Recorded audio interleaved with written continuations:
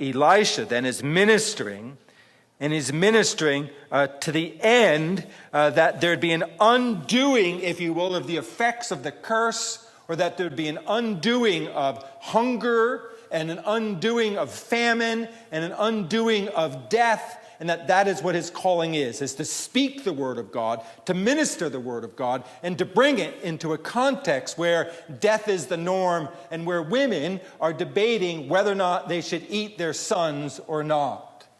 And that's what Elisha, if you will, that's at the core of his ministry. So it's interesting that Elisha's ministry ends this way in chapter 13 of 2 Kings, that Elisha died and they buried him. Right? So Elisha's dead. Right? He is in the grave. He is not breathing. And then the raiding bands from Moab invaded the land in the spring of the year. So it was, as they were burying a man, they suddenly spied a band of raiders, and they put the man in the tomb of Elisha. So Elisha's dead as dead can be. And they bury somebody in that same grave. And what happens to that person they bury into the same grave? Next thing you know, resurrection. The man's alive. The man is alive. Now that is something special. That is, Elisha is some minister.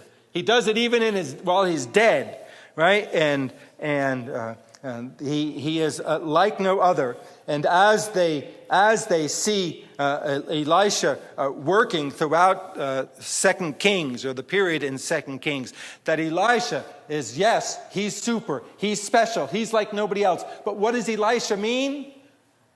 What does his name mean? So if I said, oh, my name is Baker, right? What would you think that I did for a living? Right? You don't have to be a genius, right? I'm a baker. Elisha's names mean something. Elisha's name was My God Saves.